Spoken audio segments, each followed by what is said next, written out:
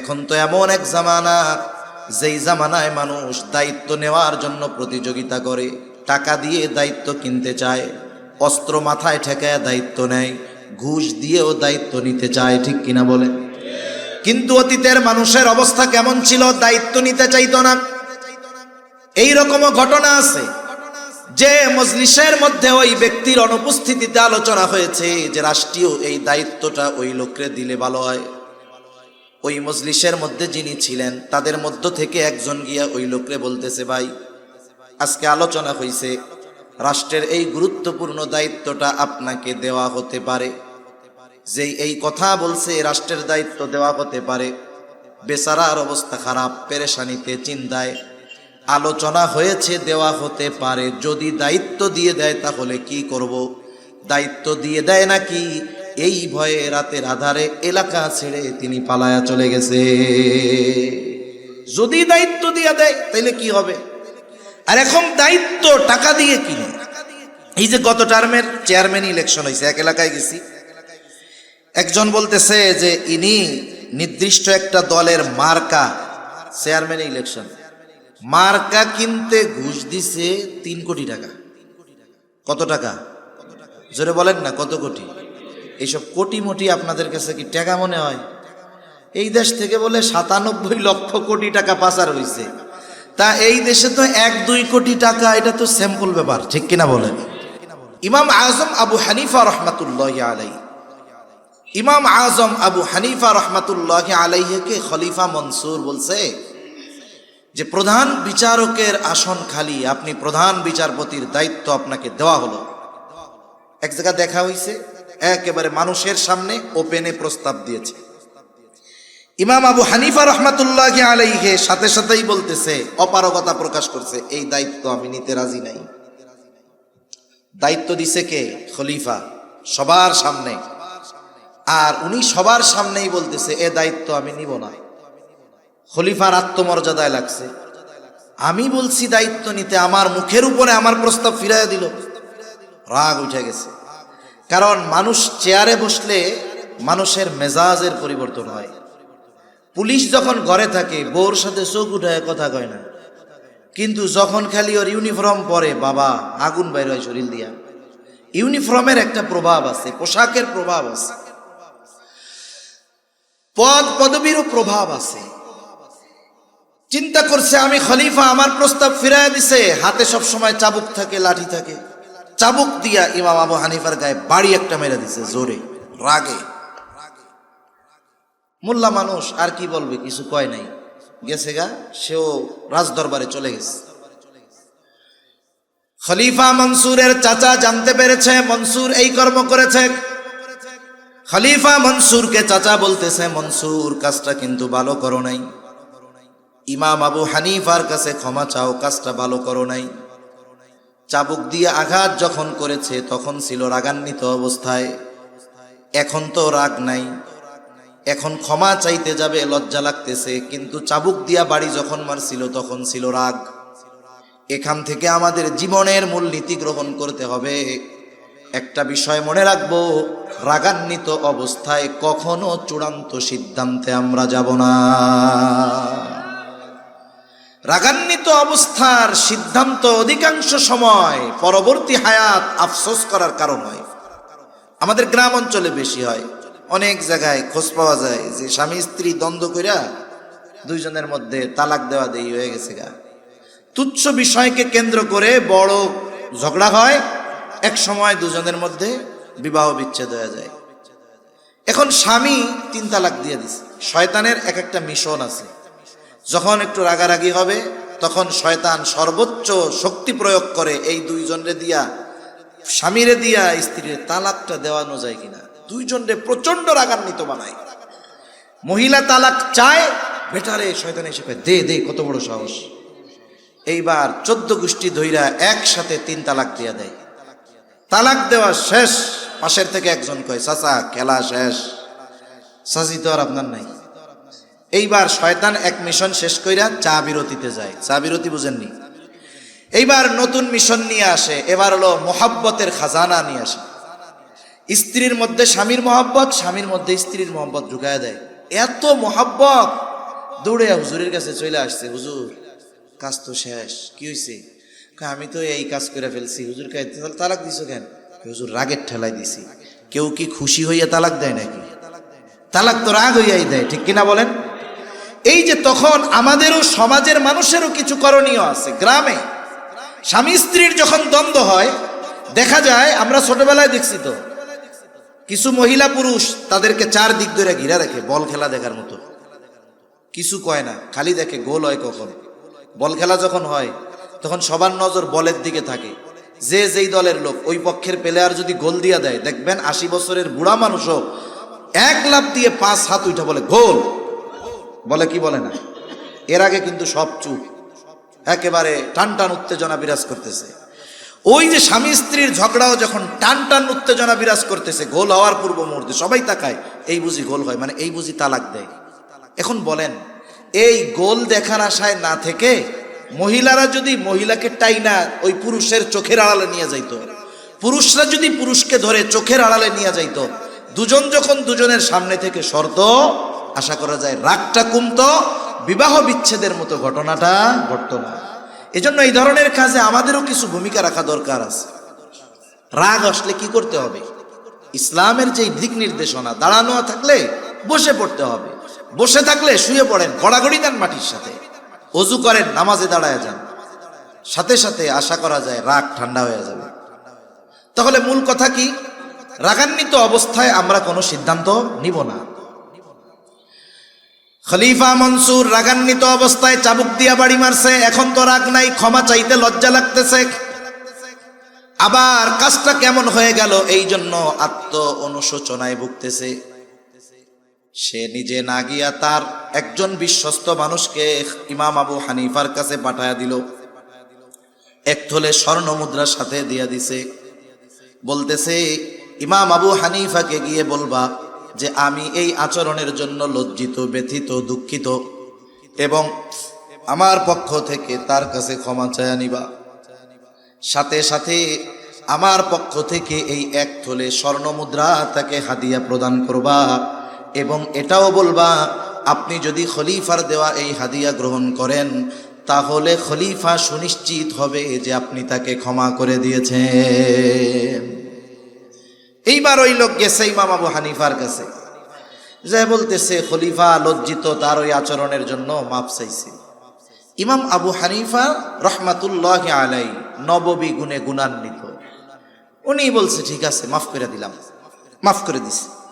এখন ওই যে শর্ত, এক থলে স্বর্ণ মুদ্রা, বলে এটা হাদিয়া দিছে, আপনি নিলেই তবে উনি নিশ্চিত যে আপনি মাফ করছেন। ইমাম আবু হানিফা হাদিয়া গ্রহণে অস্বীকৃতি জ্ঞাপন করলেন। বাস্তবতা হলো হাদিয়ার নামে অনেক কিছুই আমার আপনার কাছে আসতে পারে, হাদিয়া হলেই সেটা গ্রহণ করা যাবে না। আপনি আমি যদি সুনিশ্চিত হই এই লোকটা চুরি কইরা টাকা পয়সা আইনা আমারে হাদিয়া দিতেছে, মোটা অঙ্ক দেখে হাদিয়া গ্রহণ করা যাবে না। আমি তো সুনিশ্চিত এটা চুরির মাল। বলেন তো, চোর চুরি কইরা আইনা যদি হাদিয়া দেয়, তাহলে সেটা গ্রহণ করা যাবে নাকি? ইমাম আবু হানিফা হাদিয়া গ্রহণ করেন না, বলে ফেরত নিয়ে যাও, মাফ করে দিস। বলে আপনি হাদিয়াটা গ্রহণ করেন। ইমাম আবু হানিফা এবার জিজ্ঞাসা করে, তোমার খলিফা এত স্বর্ণ মুদ্রা হাদিয়া দিল, পাইল কোথায়? এটা কি ওনার ব্যক্তিগত সম্পদ নাকি? বলে ওনার ব্যক্তিগত সম্পদ কোথায়? উনি এটা রাষ্ট্রীয় কোষাগার থেকে দিয়েছেন। ইমাম আবু হানিফা বললেন না, এটা ফেরত নিয়ে যাও। লোকটা আরো জোরাজুরি করে, বলে আপনি এটা রেখে দেন, আপনি ব্যয় না করেন, অসুবিধা নাই, আপনি অন্যান্য মানুষদেরকে এগুলো দিয়ে দিয়ে, আপনার ব্যবহারের দরকার নাই, আপনি দিয়ে দেন। ইমাম আবু হানিফা এবার বলে, তোমার কাছ থেকে এটা রাখবার পর আমি নিজের জন্য ব্যয় করলাম নাকি অন্য কাউকে দিয়ে দিলাম, বিষয়টা এমন হবে না। বরং তোমার খলিফা জানবে, মানুষের কাছে বলবে আমার দেওয়া হাদিয়া ইমাম আবু হানিফা গ্রহণ করেছে। তুমি তো এটা তাকে ফেরত দিবাই, সাথে গিয়ে বলবা এই যে খেলাফ খলিফার দায়িত্ব পালনার্থে রাষ্ট্রীয় কোষাগার থেকে তাকে যেই সম্মানী ভাতা দেওয়া হয়, এই সম্মানী ভাতার বাইরে একটা টাকা ব্যক্তিগত কাজে ব্যবহার করার অধিকার তার নাই। সে যদি করে তাহলে খেয়ানত করা হবে। সে যদি করে দায়িত্বের খেয়ানত হবে, মানুষের হক নষ্ট হবে। কঠোর ভাষায় কইয়া দিস। এইবার ওই লোক দীর্ঘ সময় ধরে তেলাতেলি করতেছে, তো সেও বিরক্ত। খলিফার কাছে গিয়ে একেবারে সুন্দর মতো মিথ্যা কথার রস লাগায়া খলিফার মেজাজ আরো গরম বানাই দিচ্ছে। বাস্তবতাও তো তাই। বলেন তো, এদেশের রাষ্ট্রপতি যে, তার একটা ভাতা আছে না নাই? প্রধানমন্ত্রীর ভাতা আছে না নাই? যখন মন্ত্রীরা থাকে তাদেরও ভাতা আছে, এমপির ভাতা আছে, চেয়ারম্যান, উপজেলা চেয়ারম্যান, মেম্বার, ওয়ার্ড মেম্বার, সবার ভাতা আছে। এই ভাতার বাইরে একটা টাকা ব্যক্তিগত কাজে ব্যবহার করার ক্ষমতা কারো নাই। খেয়ানত কত বড় হয়, দায়িত্ব যত বড় হয়, খেয়ানত তত বড় হয়। পরিমাণ একই থাকবে, কিন্তু দায়িত্বের চেয়ারের পরিবর্তনের কারণে খেয়ানতের পরিধি সুবিশাল হয়ে যায়। যেমন অনেক সময় বিভিন্ন এলাকায় ওয়ার্ডের জন্য, গরিব মানুষের জন্য গম আসে না? মনে করেন এক ওয়ার্ডে এক মেম্বারের কাছে 100 জন মানুষের জন্য গম দেওয়া হয়েছে। এই গম বন্টন হয় নাই, সব এক জায়গায় স্তূপ করা আছে। বলেন তো, ওই যে গমের প্রতিটা দানার মধ্যে হক কতজনের আছে বলেন তো? কারণ এটা এখনো বন্টন হয় নাই। মেম্বার যদি একটা গম চুরি করে, হক নষ্ট করবে কতজনের? মনে করেন এক ইউনিয়নে 1000 মানুষের গম আসছে, বন্টন হয় নাই।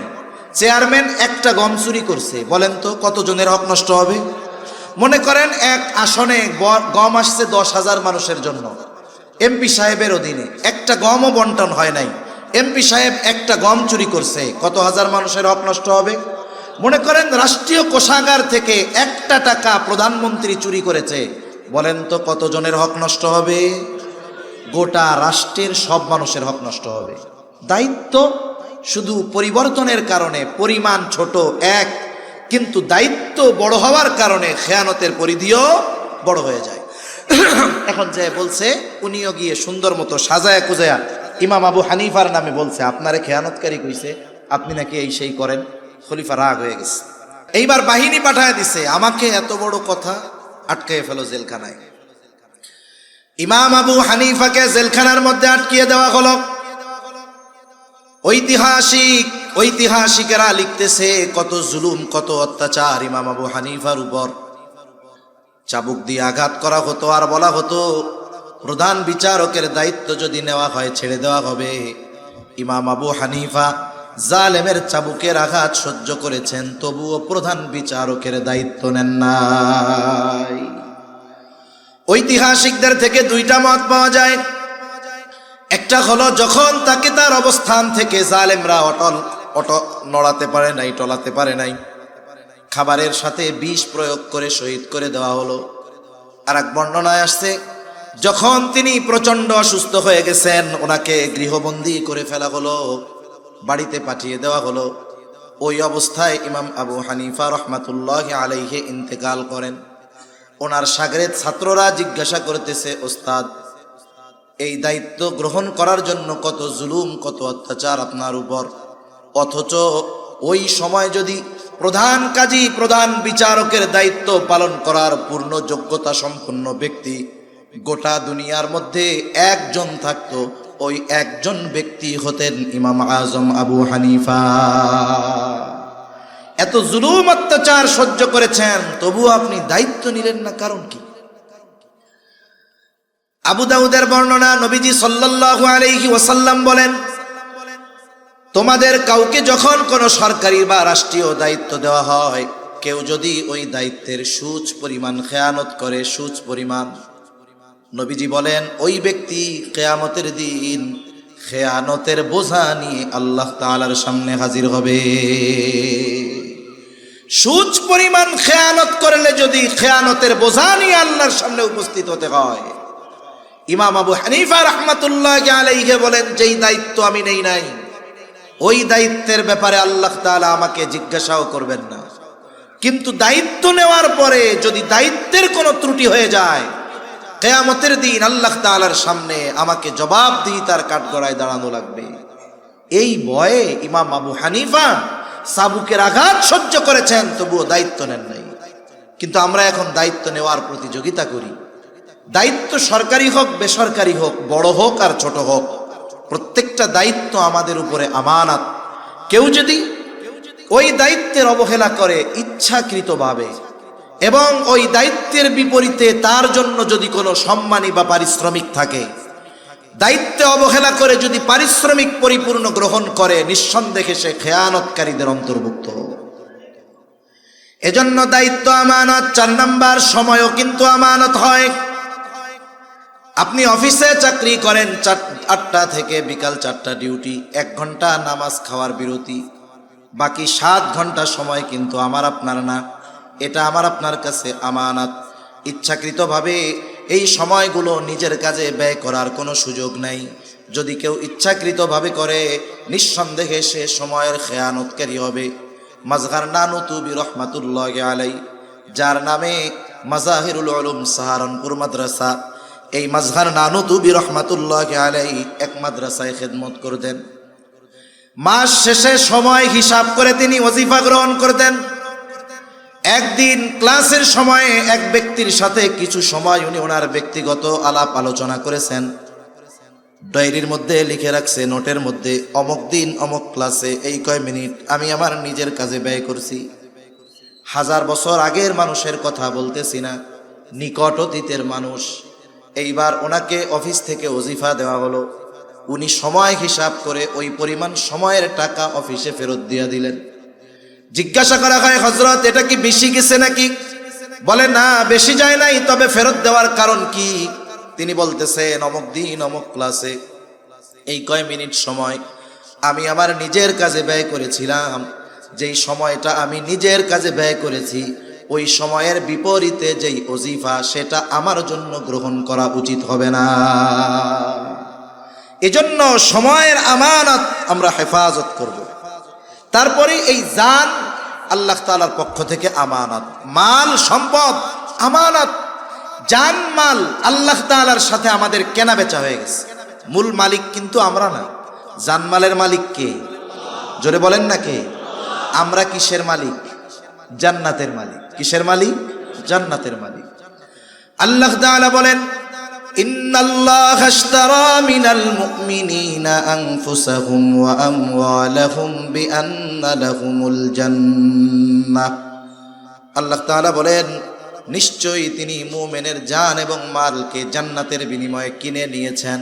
তার মানে কেনা বেচা হয়ে গেছে। জানমালের মালিক আল্লাহ, আমরা হইলাম জান্নাতের মালিক। কেনা বেচা হয়ে গেছে। আমার জান্নাত আল্লাহ তাআলার কাছে, আল্লাহর জানমাল আমার আপনার কাছে। এখন এইটা আমার আপনার কাছে আমানত। আমানতের জিনিস দ্বারা উপকার হাসিল করা যায় না। কেউ যদি 500 টাকার একটা ছেঁড়া নোট আমার আপনার কাছে দিয়া বলে, হুজুর এইটা আমানত, আপনি যদি চিন্তা করেন, এরে বাজারে ভালো মাছ উঠছে, টাকা তো আর নাই, এই 500 টাকা ছাড়া এই টাকাটা দিয়ে মাছটা কিনে নিয়ে যাই, বাড়ির থেকে আরেকটা 500 টাকার নোট তাকে দিয়া দিব, হবে না। কারণ যেই বস্তুটা আমানত রাখবে, আমানতটা হুবহু ওই বস্তুটাকেই রাখতে হবে, ওইটাকেই সংরক্ষণ করতে হবে। এখানে টাকার পরিমাণটা আমানত না, বরং ওই নোটটাও আমানত। এখন জানমাল ব্যবহারের মূলত অনুমতি নাই, আমানত যেহেতু। তবে আল্লাহ তাআলা দয়া করে এটা আমাদের ব্যবহারের অনুমতি দিয়েছেন, এই জন্য এটা আমাদের জন্য একটা নেয়ামত। তবে ব্যবহারের একটা পরিধি আল্লাহ তাআলা দিয়ে দিয়েছেন। এই জানমাল এই পরিধির বাইরে ব্যয় করা যাবে না। জান বলতে কি? আমার শ্রম, মেধা, বুদ্ধি, পরিশ্রম, এগুলো জান। এখন আমি আপনি আমার আপনার জানের দ্বারা জান ব্যয় করে, শ্রম ব্যয় করে, মেধা ব্যয় করে ভালো কাজ করি, দ্বীনি কাজ করি, মানব কল্যাণে কাজ করি, কোনো অসুবিধা নেই। প্রয়োজনে দ্বীনের জন্য জীবন উৎসর্গ করে দেওয়া, এটা তো আরো ভালো।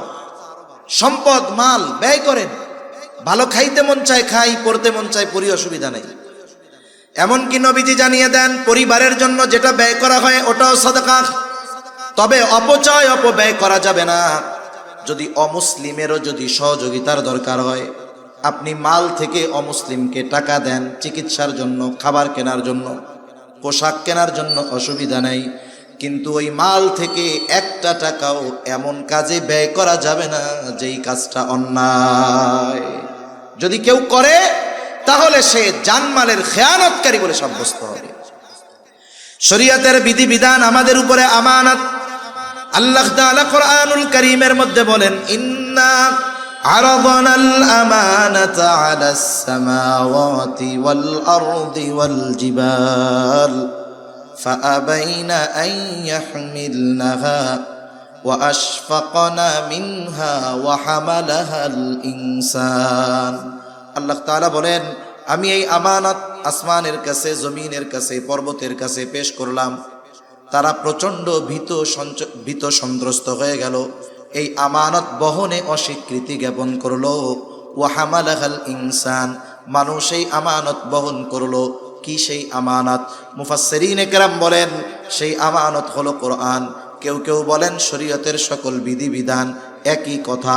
তাহলে এই কোরআন তথা শরীয়তের যত হুকুম আহকাম আছে সব আমাদের উপরে আমানত।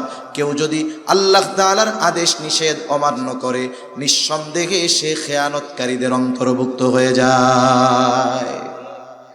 সন্তান সন্ততি আমানত, অঙ্গ প্রত্যঙ্গগুলা আমানত, হাত পা চোখ কান আমানত। বলে এর খেয়ানত কেমনে হয়? বলে অঙ্গ প্রত্যঙ্গের গুনাহ করার মাধ্যমে অঙ্গ প্রত্যঙ্গের খেয়ানত হয়। আল্লাহ তাআলা বলেন, ইয়ালামু খাইনাতাল আয়ুন ওয়া মা তুখফিস সুদূর।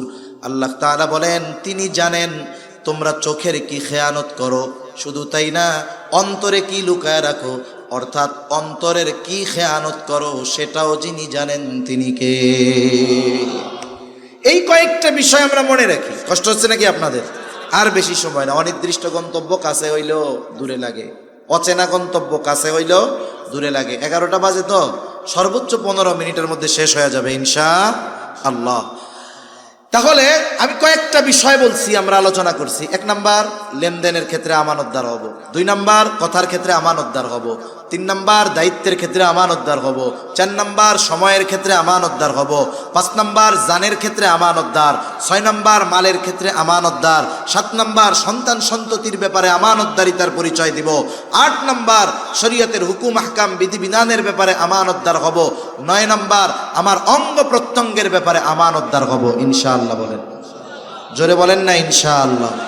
অরিজিনাল ইনশাআল্লাহ বলছেন তো, নাকি নার বদলে ইনশাআল্লাহ কইছেন? এ দুনিয়ার মানুষ বাঙালি বহুত চালাক। এক তাবলিগওয়ালা এক গ্রুপ গেছে, মসজিদ থেকে গাছতে বের হইছে। এখন এক গ্রুপ দেখাই দিছে, ওই যে ওদের এসএসসি পরীক্ষা শেষ হয়েছে, 3 মাসের টাইম আছে, একটু দেখেন তাশকিল কইরা টইরা 1 চিল্লা 2 চিল্লা 3 চিল্লায় নেওয়া যায় নাকি। এখন যার যে কাম সে তো সেই কামেই খোঁজে, কয় পাইছি। এবার দল বল নিয়ে পোলাপান একটারে ধরছে, একটাকে ধইরা তাশকিল করতেছে যে আল্লাহর রাস্তায় যাওয়ার জন্য দীর্ঘ সময়। ও লজ্জায় নাও কইতে পারে না, আবার কয় যদি হাঁ কইয়া দেই তাহলে তো বিপদ। চুপ করে বয়ে রয়েছে, খালি ওয়াজ শুনে। ওপাশ দিয়ে খেলাধুলা বন্ধ। আর একজন ওর কানের কাছে গিয়ে কয় তোরে জীবনেও ছাড়বে না, তাড়াতাড়ি ইনশাআল্লাহ কও। তুই যাস আর না যাস এটা হলো পরের হিসাব, আগে ইনশাআল্লাহ কইয়া বাস। তার মানে অনেক মানুষ, কাছের মানুষ, পরিচিত মানুষ এখন বলছে ভাই আমার এই কাজটা করে দাও, বন্ধু মানুষ তুমি। ও মনে মনে কয় তোর কাজ তো করবো না। এখন না যদি সরাসরি বলে তাহলে একটা খারাপ বিষয় না, কয় ইনশাআল্লাহ। আবার পাবলিকও বোঝে যে বাঙালি ইনশাআল্লাহ কইলে বিশ্বাস নাই, এই জন্য আবার কয় ভাই সত্যি সত্যি করবেন তো, ভাই সত্যি সত্যি করবেন তো। তাইলে বোঝেন ইনশাআল্লাহর যে আজমত, ওজন, আমরা এর অপব্যবহার করে কোথায় নিয়ে গেছি যে ইনশাআল্লাহ বলার পরে একটা মানুষের দৃঢ় বিশ্বাস হওয়ার কথা ছিল যে এই লোকটা তার সর্বস্ব দিয়ে প্রচেষ্টা করবে, আল্লাহ যদি তৌফিক দেয় হবে। আর আমরা ইনশাআল্লাহ বললে আগে সন্দেহ করে, মনে হয় করবে না। ওই ইনশাআল্লাহ কইছেন না অরিজিনালটা কইছেন? আল্লাহ আমাদের তৌফিক দান করেন, আমিন। তাহলে আল্লাহ তাআলা এই আয়াতে নির্দেশ দিয়েছিলেন কয়টা? সামগ্রিক কথা হলো 1 নাম্বার আমানতদার হও, 2 নাম্বার ওয়াইদা হাকামতুম বাইনান নাসি আন তাহকুমু বিল আদল। আর তোমরা যখন মানুষের মধ্যে বিচার আচার করবা, ন্যায় বিচার করবা। বিচারক শুধু কোর্টে থাকে না, ঘরেও কিন্তু থাকে। আমরা প্রতিটা মানুষ জীবনের কোনো না কোনো সময় বিচারকের ভূমিকা পালন করা লাগে। অনেক সময় দেখা যায় 2 সন্তানের মধ্যে দ্বন্দ্ব, বিচারক হইল বাপ। অনেক সময় দেখা যায় একটা সন্তানকে প্রাধান্য দিয়ে আর এক সন্তানের উপরে অবিচার করে এমন বাবা আছে না নাই?